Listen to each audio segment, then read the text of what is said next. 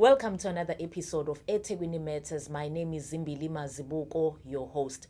Today on the show, we are talking about the city's strategic document that plans for future development corridors for the city, our special development framework.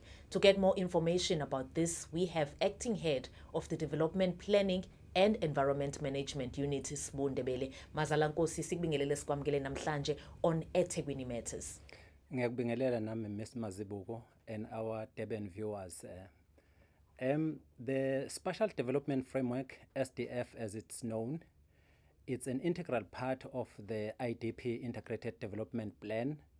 As you know, municipalities are expected to have IDP plans for 5-year term.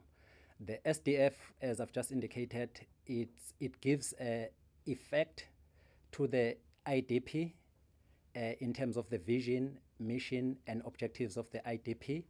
It also guides the distribution of land uses throughout the city. It's also got a long-term vision, 5 to 20 years. Remember, some of the projects that will emanate from the IDP will not only be completed within the 5-year cycle, hence the SDF has got a up to 20-year vision. Okay, so how is this framework used?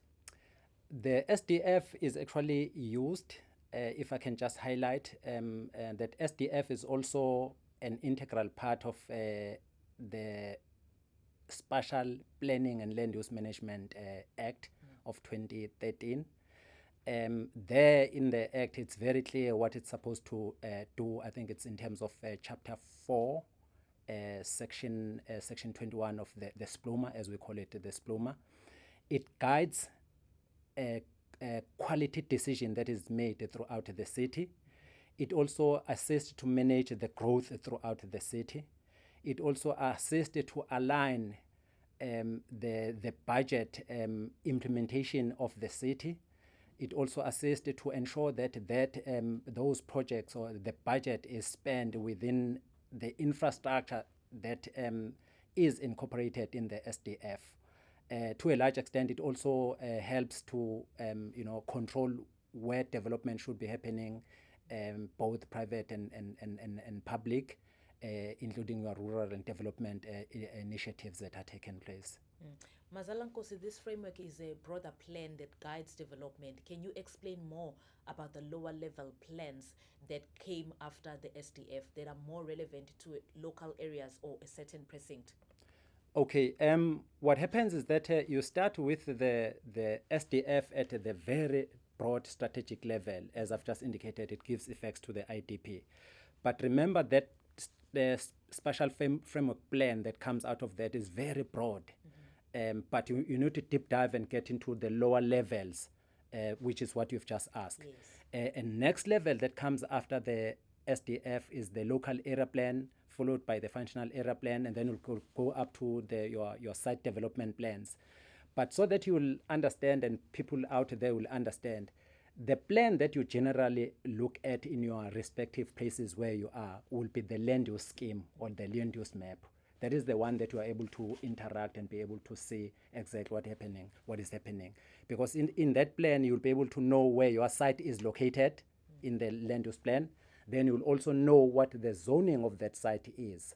So say, for instance, it's residential, you know that you can only practice residential related elements. So the detail level of the lower level of the SDF will be your land use schemes that are generally known, that guides where development should be happening. And then in the last level that will be coming out of that will generally be when you submit your building plans and all of that, that will be for the built up area and all of that. Are members of the public allowed to comment on these plans? Yes. Members of the public, remember public consultation. It's a statutory requirement in terms of, I think, Chapter 4 of the Municipal Systems Act. Any engagement that affects the members of the public, you would need to consult with the members of the public so that they will provide the input, they will shape the decision-making process of the municipality so that they are an integral part of the process as a statutory requirement in terms of the public participation. Can you explain the correlation between the IDP, SDF, and SDB IP? Okay, I've partly touched based on that one earlier. In the IDP, chapter, as I've just said, chapter 5 of the IDP makes reference to the budget implementation. So that is where we talk about the service delivery budget implementation plan. So in other words, there will be projects that are coming out of the SDF. Those projects, you would need to link the budget that is going to ensure that those projects are delivered.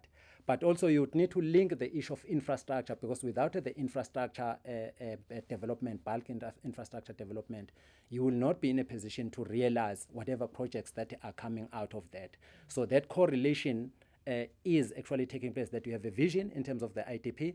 The SDF is a translation of the special translation of the IDP, and then you implement the budget and projects that are coming into that whole package. Would you like to add anything else?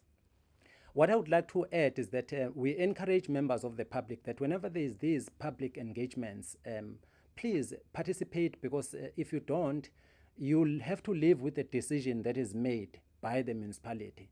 So if you partake in the public consultation, it helps, because you will shape the form of the decision decision that is made by the municipality, so that when these programs are implemented, you will become a recipient, but not only a recipient, you know that you will have played a critical role during the consultative stage.